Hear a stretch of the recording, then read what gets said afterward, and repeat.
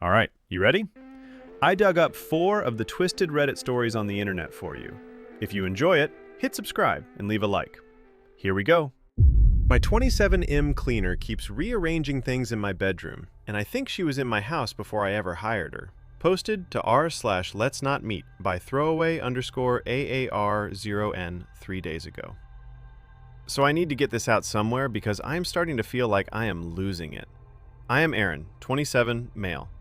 I work as a social worker in a small town, the kind of place where everyone sort of knows everyone, but nobody really talks. I live alone with my dog Biscuit. He is a good boy, but he is not exactly a security system. A few months ago, my caseload got bad. I am talking 12-hour days, home visits stacked back to back, eating dinner at 10 at night. My house was a disaster. So I downloaded one of those home services apps and hired a cleaner.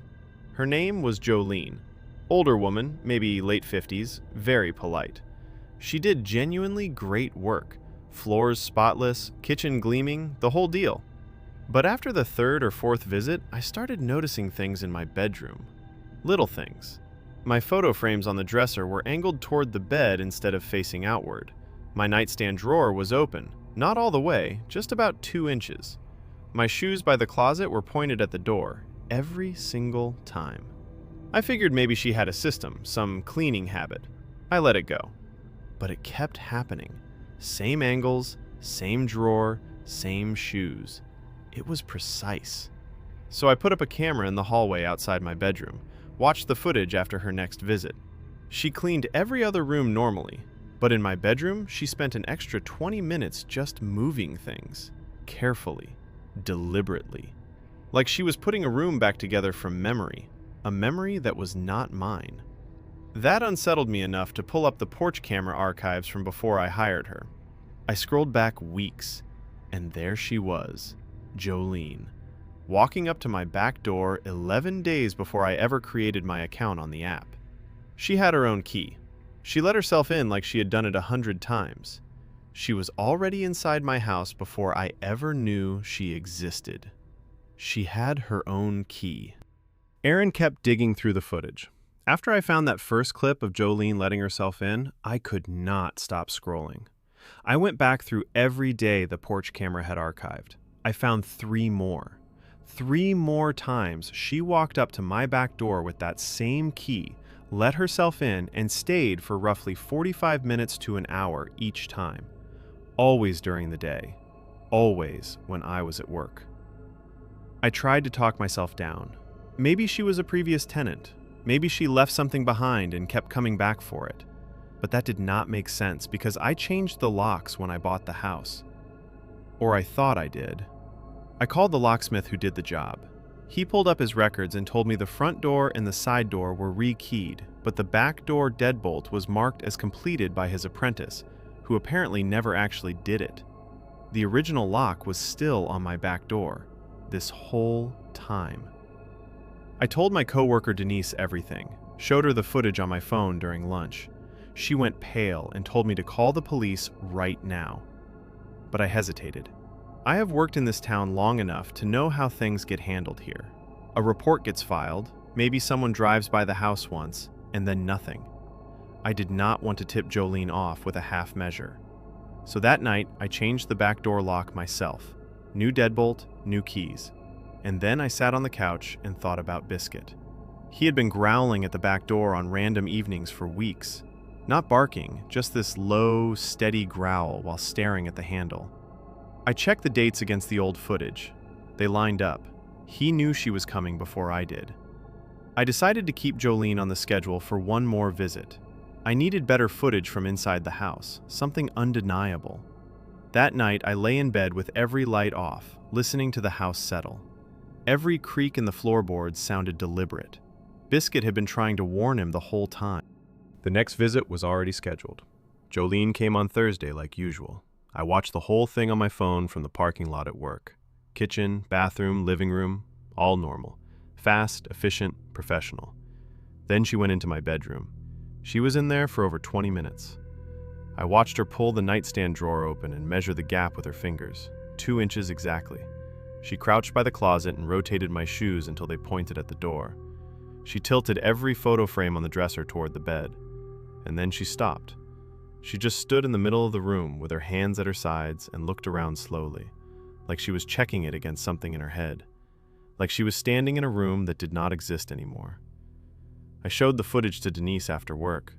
She watched it twice without saying anything, and then she got this look on her face. She said Jolene looked familiar, but she could not figure out from where. Not from around town, from somewhere else. I called my sister Harper that night. She did not even let me finish before she told me to cancel the cleaning service and move out. I told her I was not ready to do that yet. She said I was being stupid, and she was probably right. I posted the whole thing here instead because I did not know what else to do. Not your neighbor. The fact that she had her own key before you even knew she existed is the part I cannot get past. How long was she just walking in and out while you slept? Basement dweller. Social worker here. I have had clients fixate on me before, but this is a completely different level. The fact that she reverse engineered your address from a foreclosure record means she planned this for months. That is exactly what the detective said. She did not stumble onto my address. She tracked the property through county records after the foreclosure. I checked. The listing agent confirmed someone called twice asking about the buyer. I thought it was normal interest. She knew it was me before I even moved in my first box. The comments pushed Aaron to look into who owned the house before him. Then Aaron posted the update. She was not rearranging my room for herself. Denise figured it out. She called me at work and said she finally placed where she knew Jolene from. 2 years ago, I filed a Child Protective Services report after a routine home visit. It is part of my job. A young boy was living with his grandmother in conditions that were not safe. I wrote it up, submitted it, and the county removed the child from her custody. That grandmother was Jolene. And the house where that little boy was living, the house I walked into for that home visit, was my house. The one I am sitting in right now. Jolene owned it. After the boy was taken, she lost everything. The bank foreclosed, and I bought the place at auction without ever knowing who lived there before me. My bedroom is where her grandson slept. She was not rearranging my things into some random pattern. She was rebuilding that little boy's room exactly the way it looked the last morning he woke up in it. The drawer opened 2 inches because that is how he left it. The shoes pointed at the door because that is where he kicked them off. The photo frames angled toward the bed because he liked to look at them while he fell asleep. She needed to get it right, so she found me on the cleaning app and hired herself into my life. I cannot describe what it feels like to sit with that. My report started the chain that took her grandson and then her home, and now she has been quietly putting his ghost back together inside my walls. But I am also terrified, because none of this is rational. She was in my house with her own key for months before I ever hired her. Whatever this is, grief, obsession, both, it is not safe. I am going to the police. Redacted whispers. Please tell me you changed every single lock the same day you saw that footage. Please. Quilt and chill. Does anyone else think the grandson angle makes this sadder than scary? She lost everything and her brain just broke. I am not excusing it, but God. Pale Curtain Co. I felt that too until the update. Rebuilding a child's bedroom in someone else's house is heartbreaking. Photographing the homeowner asleep over 5 months is stalking. Both things can be true, and the second one is the one that matters for his safety. Aaron went to the police. The police found more than furniture arrangements. I brought everything to the station. The porch footage, the interior camera clips, the CPS connection Denise put together. They took it seriously. A no-contact order was issued against Jolene within the week. But when officers went to serve it at her apartment, they found something that made the bedroom rearranging look like nothing. One entire wall of her living room was covered in printed photographs. Not of the grandson's room, of me, sleeping. Dozens of them, taken from inside my bedroom across what the dates on the backs suggest was about 5 months. She had been standing over me in the dark, photographing me, for months before I ever put up a single camera. Some of the photos were taken from the foot of the bed, some from right next to my pillow. In one of them, Biscuit is curled up beside me, and she is close enough that you can see the flash reflected in his fur. Her profile on the cleaning app has been deleted. The police have not been able to locate her since the order was served. I moved out of the house. I am in a new place now, different part of town, new locks, new everything. Harper helped me move. Biscuit adjusted fine except for one thing. Every Thursday at the same time Jolene used to come clean, he walks to the back door and growls.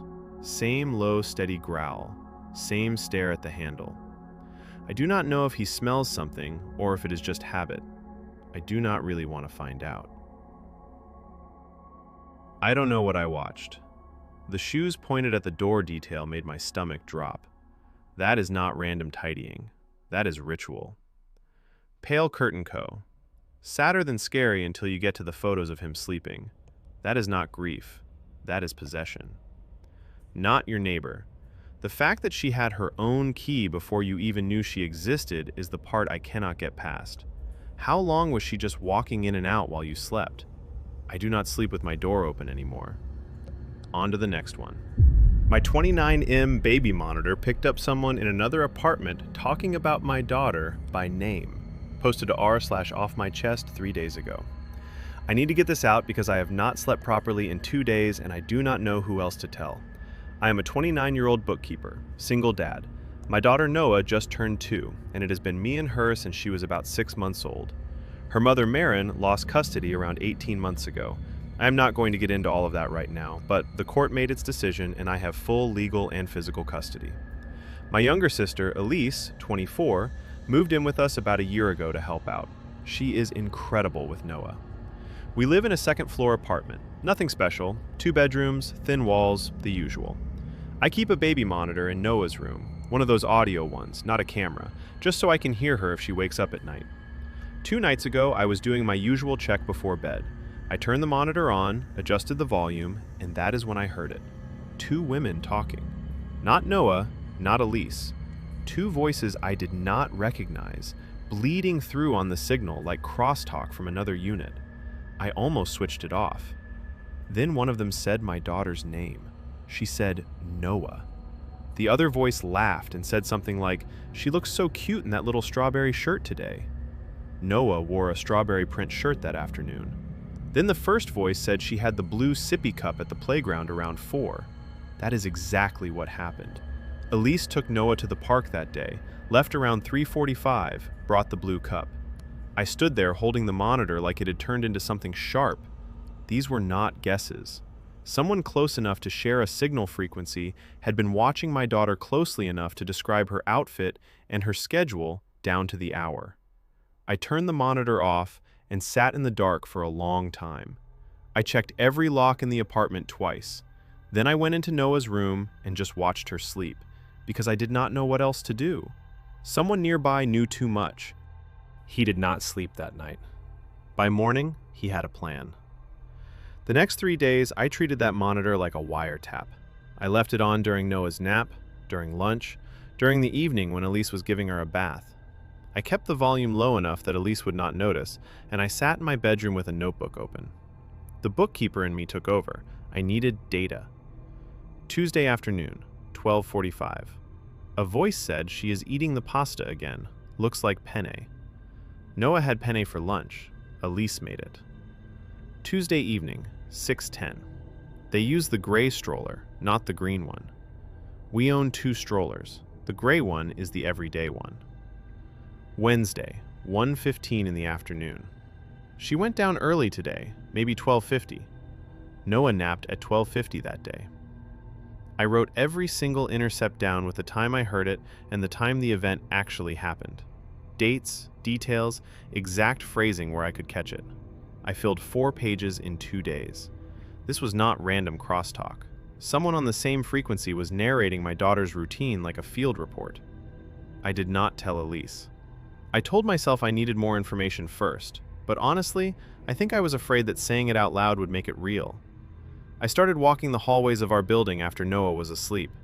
I would hold the monitor close to my ear and pace the 2nd floor, then the 1st floor, then the 3rd, listening for a shift in signal strength. I felt insane. A grown man creeping through his own building at 10 at night holding a baby monitor to his ear like a stethoscope. I thought about calling the police, but what would I even say? Someone on a baby monitor frequency is talking about my kid. They would tell me to change the channel and go to bed. So I kept logging. 4 pages turned into 7. Every entry time-stamped, cross-referenced against what actually happened in our apartment that day. If someone was building a file on my daughter, I was going to build one on them. 7 pages. And he still did not know who was on the other end. Then he heard a name he was not expecting. By Thursday, I had narrowed it down. The signal got strongest when I stood in the stairwell between the first and second floors, right above the unit directly below mine. I have seen the woman who lives there maybe 3 times. Older, maybe 40s, always polite in that hallway nod kind of way. I never learned her name. Thursday night, I caught the longest fragment yet. One voice was giving what sounded like a rundown. She napped at 1, they went out around 3, same park. Then the other voice, the one I had been hearing less often, said Maren is going to want the Wednesday photos too. I put the monitor down. Maren, my ex. The woman who lost custody of my daughter 18 months ago. I sat on the edge of my bed and tried to make it make sense. Why would 2 strangers in my building be saying her name while talking about Noah's schedule? I did not confront anyone. I was not ready.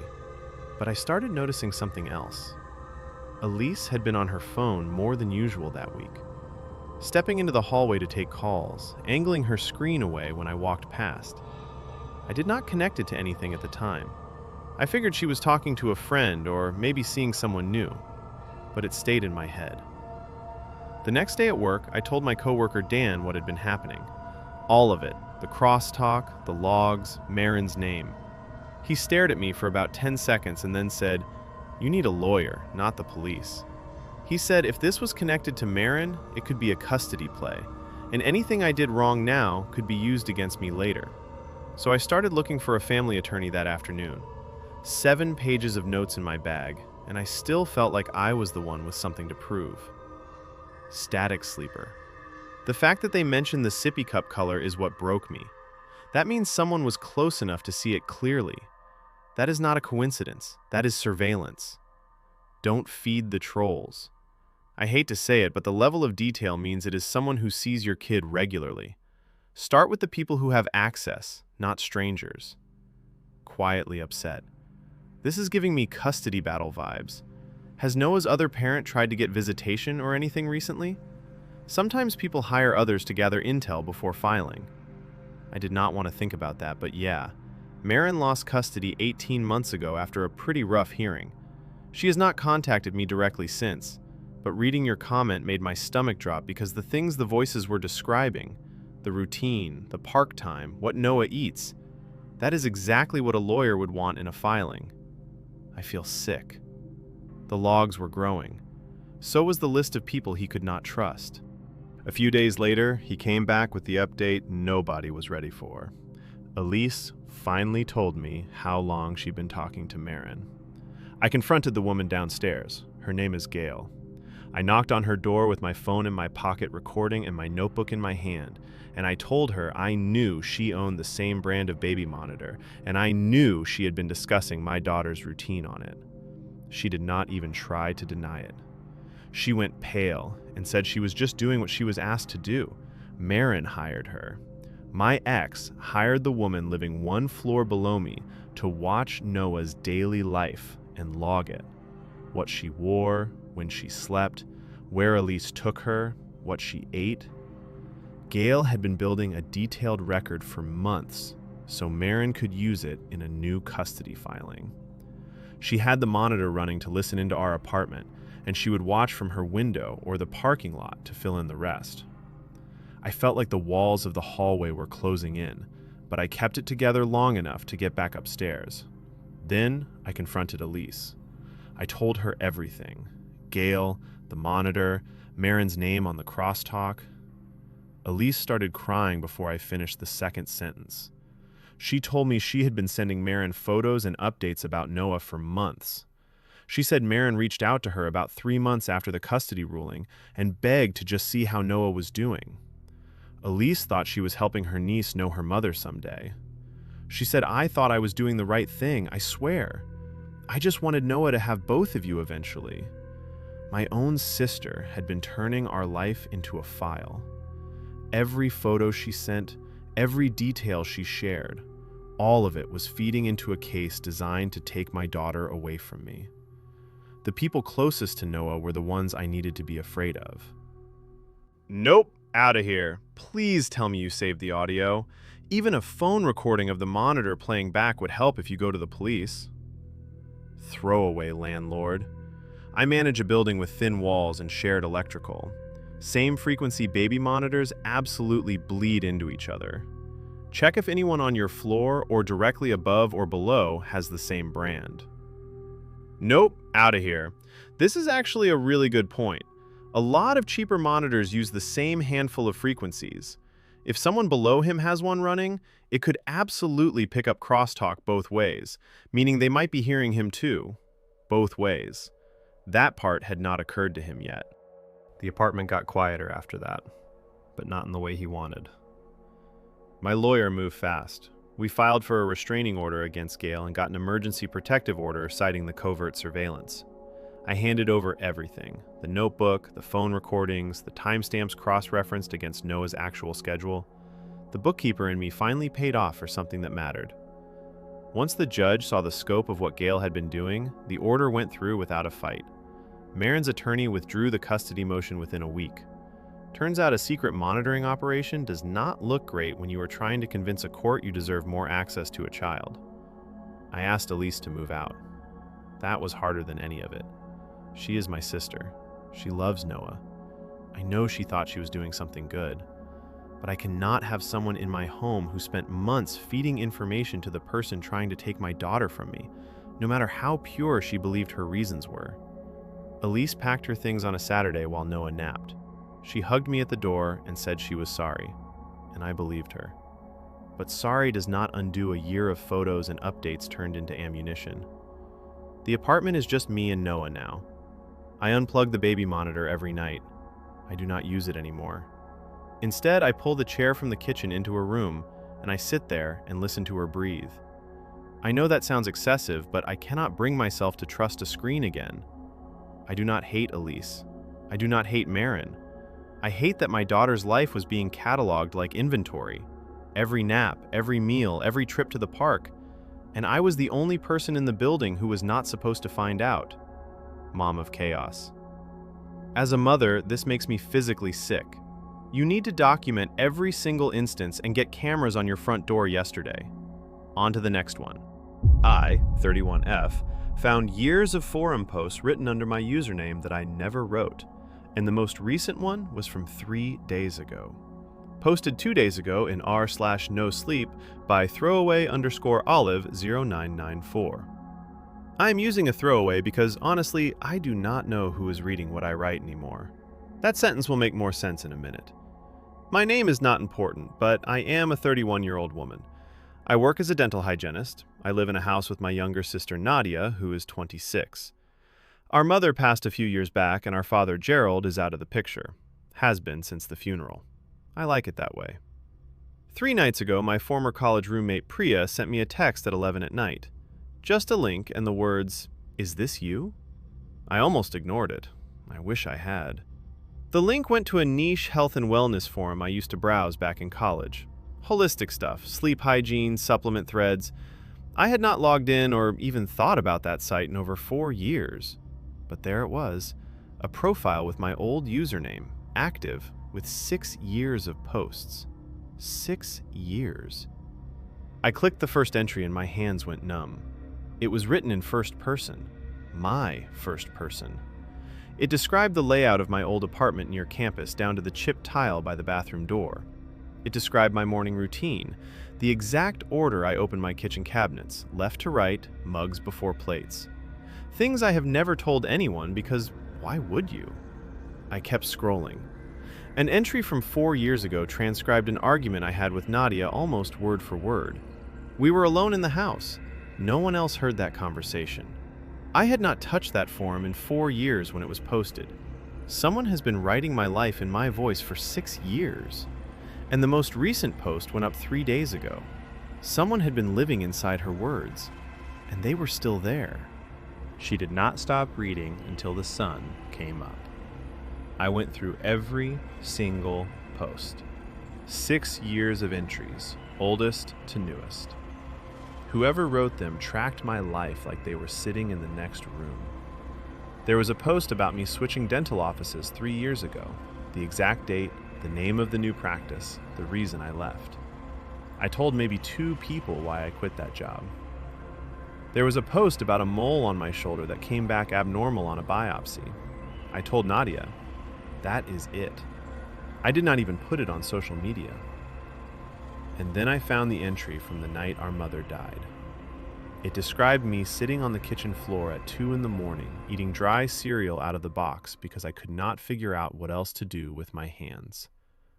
That happened. That is real. But I was alone. Nadia was asleep upstairs. No one saw me do that. The writing style was close to mine, but not quite right. Softer, more patient.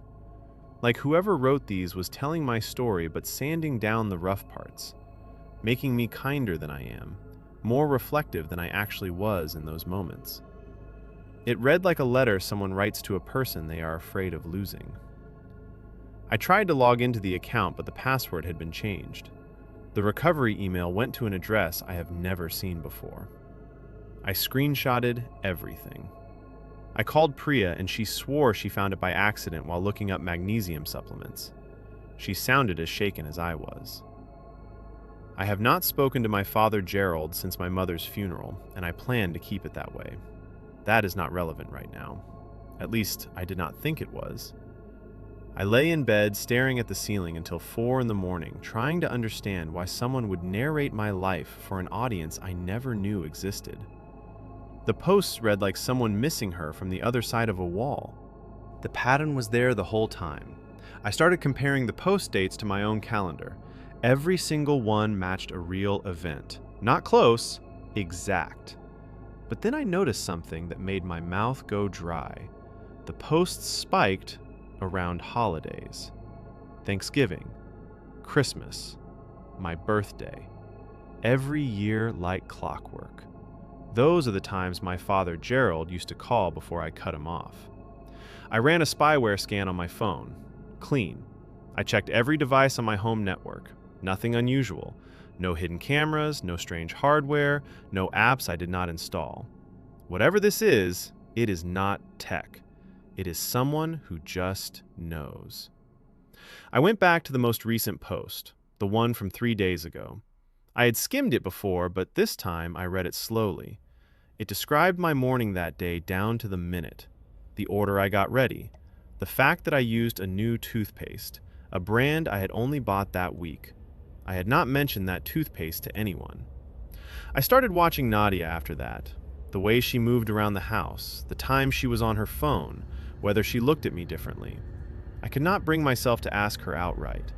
She is my sister. She is all I have left in this house. I posted a comment on my thread here telling you all I was losing it and asking for help. Some of the replies stopped me cold. Insomnia rat. The fact that she transcribed your arguments word for word means she was taking notes in real time. While you were crying or yelling, she was memorizing your sentences. That is so much worse than a hidden camera. Warm fuzzy dread. The bathroom detail is the part I cannot get past. If Nadia did not write that post, and Gerald lives 6 hours away, then someone else has physical access to your house or a device inside it. Not my monkeys. The text editor license being registered to your late mother could mean someone cloned her old machine or restored a backup. Check if your mother's laptop was given to anyone after she passed. My mother's laptop went to Nadia. She told me she wiped it and used it for school. I never thought to question that because why would I? I asked her last night and she went completely quiet for about 30 seconds before she said she still has the original hard drive in a drawer. I have not opened it yet. I am afraid of what else is on it. One comment in particular kept her up all night. Then she came back with the update nobody was ready for. Nadia moved out, and I found the draft in my email. A commenter who works in IT walked me through pulling the forum metadata on those posts. Every single entry was emailed as a draft to a specific inbox before it went live on the forum. The inbox belongs to my father, Gerald. I sat there staring at the screen for I do not know how long. It hit me all at once. Nadia has been writing these posts since our mother's funeral. 6 years of translating my days into first-person entries so Gerald could read them and watch his daughter's life from a distance. She was his eyes in this house. I confronted her that night. She did not deny it. She broke down on the kitchen floor and told me Gerald begged her at the funeral. He said, "Please, do not let me lose both of them." Nadia thought she was helping. She thought she was keeping what was left of this family stitched together. But then I asked her about the final post, the one from 3 days ago, the one that described my morning in perfect detail, including what I did alone in a locked bathroom with the door shut and the fan running. Nadia went white. She said she did not write that one. The forum logs confirmed it was posted from Gerald's IP address in a city 6 hours away. Nadia has not been to that city in over a year. She cannot explain how he would know what I did in a room by myself with the door locked. Neither can I. Just a lurker. Please check your smoke detectors and any USB chargers that look slightly off. Cheap pinhole cameras fit inside both and connect to Wi-Fi without showing on your normal device list. Pale ginger ale. This is the kind of thing that rewires how you see every memory. Every quiet evening with Nadia on the couch, she was composing the next entry in her head. Redacted username X. That is exactly what makes this different from standard stalking.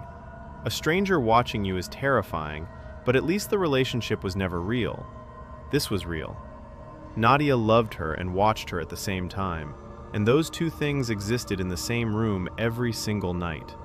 The violation was not a hack. It was family. The house went quiet after that. I changed every lock the next morning. Deadbolts, knobs, the side door, the garage. I told Nadia she had until the weekend to pack her things. She did not argue. She did not even look surprised. She just nodded and started folding clothes into a suitcase like she had been expecting this for a long time. Maybe she had. I checked the forum one last time after she left. The account was gone, deleted. But I am not stupid. I searched the cached pages and found every single post still sitting there. 6 years of my life written by someone else's hand, archived forever.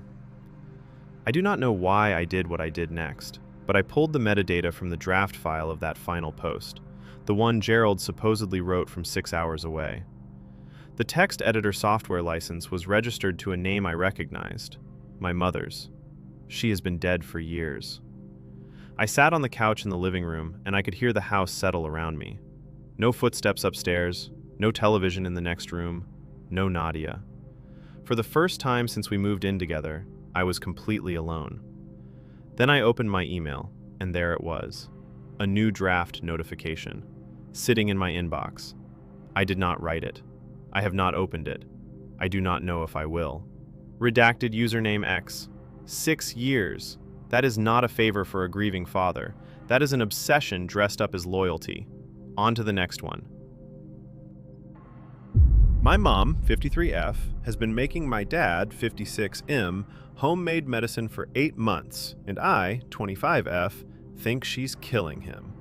Posted to r/offmychest by Throwaways PNCRR 3 days ago. I don't even know where to start with this. I'm 25, female. I work as an accountant, and I live in a small cottage out in the country with my roommate Jade. It's quiet out here, which I usually love, but lately the silence just gives my brain room to spiral. Every other weekend I make the 2-hour drive to my parents' place, the house I grew up in. My dad Dennis is 56, my mom Colleen is 53. For as long as I can remember, my dad was the kind of man who couldn't sit still. He hiked, he fished, he split his own firewood well into November. Hands like leather, shoulders like he could carry anything. 8 months ago, that man started disappearing. It was gradual at first. He lost some weight, looked a little tired. I told myself he was just getting older. But then his skin started going yellow. His hands shook when he reached for his coffee. His clothes hung off him like they belonged to someone else. My mom said she had it handled. She found some herbal protocol online, some detox regimen, and she was convinced the symptoms meant it was working. She kept saying the toxins are leaving his body, that he had to get worse before he could get better. Last Sunday, I sat at their dinner table and watched my mother spoon-feed my father a dark brown liquid from an unlabeled mason jar. He gagged, his eyes filled with tears, and my mom just stroked his hair, leaned in close, and whispered, "That means it's working, honey." Her voice was so calm, so steady. I have never heard my mother sound like that before.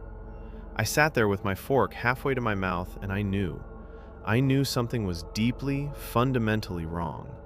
Something in that kitchen had changed, and it wasn't her father. Each visit home was worse than the last. The next time I drove out, 2 weeks later, my dad couldn't cut his own food. I watched him try to saw through a piece of chicken, and his hand just trembled until he set the knife down and stared at his plate. My mom reached over and cut it for him like he was a child, and neither of them said a word about it. The visit after that, his skin had gone from yellow to this grayish tone I'd never seen on a living person. His cheeks were hollow. I pulled my mom aside in the kitchen and told her he needed a real doctor. She looked at me like I was the crazy one. She said he was in a healing crisis, that the body has to break down before it rebuilds. She said it so smoothly, like she'd rehearsed it. Then she showed me the kitchen counter. 6 mason jars lined up in a row, each one labeled with a date on masking tape. There was a notebook next to them, and when I reached for it, she snatched it away. She said it was her protocol journal, and that I wouldn't understand the dosing if I read it. She was proud of it. That's what got me. She was proud. I tried talking to my dad alone. I sat next to him on the couch and asked him straight, "Dad, do you feel okay with all this?" He just patted my hand and mumbled that your mother knows what she's doing. He barely had the strength to keep his eyes open. I drove the 2 hours back to the cottage and I told Jade everything. She went pale. She asked me if I'd looked up any of the ingredients my mom had mentioned, things like oleander leaf and colloidal silver. I hadn't. So that night I searched every single one. I sat at my kitchen table reading case studies and poison control warnings until my hands were shaking. This wasn't some harmless herb nonsense. Some of these ingredients are genuinely toxic. I kept thinking about those mason jars with their little dated labels and my mom's careful handwriting, and I felt sick. I should have done something months ago. I should have pushed harder. I didn't, and now my dad can barely hold a fork. She was running out of weekends. The waiting was the hardest part. I called my dad's doctor on Monday morning, sat in my car in the parking lot at work and dialed the number I found on an old insurance statement. The receptionist was polite but firm. Without my father's consent, they couldn't tell me anything. And no, they couldn't make him come in. I hung up and just sat there. I thought about calling Adult Protective Services. I actually pulled up the number, but every time my thumb hovered over the call button, I pictured my mom's face when the caseworker showed up at her door. I pictured her crying. I pictured her calling me and asking how I could do this to her. I couldn't press it. That night I told Jade I was stuck. She sat across from me at the kitchen table and thought for a minute, then said she had a friend from college who worked at an agricultural testing lab, someone who could run a panel on a liquid sample, no questions asked. I knew what she was suggesting. The next weekend I drove out to my parents' house with a small glass container in my jacket pocket. My mom was helping my dad to the bathroom. He needed her arm to stand now, and I went straight to the kitchen. The mason jars were still lined up on the counter, all labeled in her handwriting.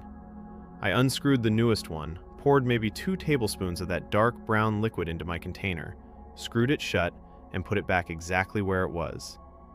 My hands would not stop shaking. I drove the 2 hours home with that sample in my bag, and I felt like I had stolen something sacred from her. I dropped it off with Jade's contact, and then I waited. 3 days later, my mom called. She sounded cheerful. She said, "Your father lost another 4 pounds this week, and healer Renata in the group says this is excellent progress. It means we're entering phase 4. I asked who healer Renata was, and she said, "Oh, she's wonderful. She's helped hundreds of people detox from modern toxins." I hung up the phone and sat on the bathroom floor and cried until Jade knocked on the door. "Marciela, the binder is what got me. 8 months of meticulous notes documenting her own husband's organ failure, and she read it as a success story. That is not ignorance. That is a closed system of belief that no evidence can penetrate. Hatchback Oracle. Please check on your dad's finances too. These healer groups often charge for consultations and custom protocols. If your mom has been in this for 8 months, there could be thousands of dollars gone to whoever healer Renata is. Quiet Aftermath. I work in poison control. We get calls about oleander ingestion maybe twice a year, and it is never, ever accidental twice. Please make sure the hospital files a report with law enforcement because this needs to be investigated as a pattern. The hospital did file a report. A detective came to talk to my dad on his second day admitted, and my dad kept saying she was trying to help me. She just got confused. He is defending her even now. I gave the detective the binder and the lab results, and he said it would be enough. I do not know if I feel relieved or like I just ended my family.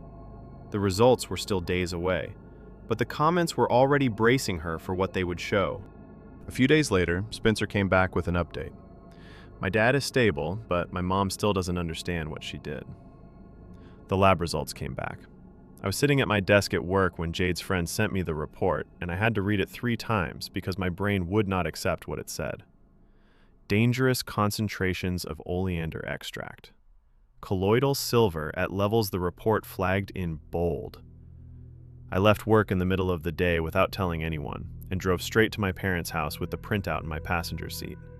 When I got there, I put it on the kitchen table in front of my mom and said, "This is what is in your medicine." She picked it up. She read it. And she did not deny a single thing.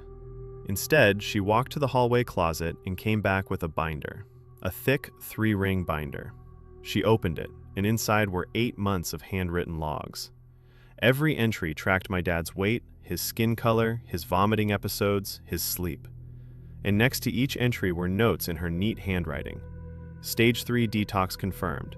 Healer Renata says increased dose by ½ teaspoon. Skin yellowing consistent with liver flush per group consensus. She had been sending photos of my father's deteriorating body to this online group, and they were celebrating every new symptom as proof the protocol was working. My mom looked at me with total sincerity and said, "I know it looks scary, but he is getting better." She was not lying. She believed it completely. She loves my dad. She has always loved my dad. And that is the part I cannot get past. She was not trying to hurt him. Her love just got swallowed by something she could not see her way out of. His suffering became her evidence. The worse he got, the more convinced she was that it was working.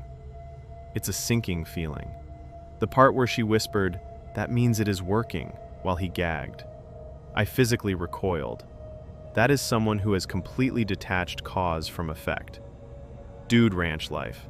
My aunt went down this exact rabbit hole with black salve on a mole that turned out to be melanoma. By the time the family intervened, she had burned a hole through to the muscle. These online healer communities are genuinely dangerous, and nobody talks about them enough. Sinking feeling. This is what terrifies me about these groups. They specifically teach members to reframe every negative outcome as evidence the treatment is working. Vomiting is detox, hair loss is detox, organ failure is detox. There is literally no outcome that registers as harm within the framework. It is airtight by design. She made the call that same evening. I called the ambulance from my parents' kitchen while my mother screamed at me to stop. She grabbed my arm. She said I was going to kill him by taking him off the protocol. The paramedics had to work around her. When they lifted my dad onto the stretcher, he weighed so little that one of them paused and looked at me, and I could see the question forming on his face. The police came after. My mom kept asking the officers if she could bring the tinctures to the hospital. She said he needs his evening dose. He will relapse without it. They escorted her out of the house, and she was still explaining the dosing schedule as they put her in the car. My dad was admitted with heavy metal toxicity and early-stage liver damage. Stable, the doctor said. Stable, but not good. I sat in the hospital hallway for hours with my mother's binder in my lap. I read every page. Most of it was what I expected, the weight tracking, the symptom logs, the notes from healer Renata. But then I found an entry from week 2. It said, Dennis says it tastes wrong. Told him real medicine is not supposed to taste good. He trusts me. I closed the binder. I put it on the chair next to me, and I stared at the wall across the hallway for a long time. He trusted her. That was all it took. 31 years of marriage, and she used the only thing that should have protected him. They asked me if I wanted to visit my mom at the station. I said no. I do not know when I will be ready. I keep thinking about how you are supposed to grieve someone who is still alive. My dad is in a hospital bed with tubes in his arms, and my mom is in a holding room still convinced she was saving him. I lost both of them, just in different ways. No more maybes. Colloidal silver alone will turn someone's skin permanently gray-blue. The fact that your mother saw his skin changing color and interpreted it as detox instead of poisoning tells you how far gone she is. I am so sorry, Spencer. And that is the last story for today. Thank you for listening, and if these stories stay with you, consider subscribing.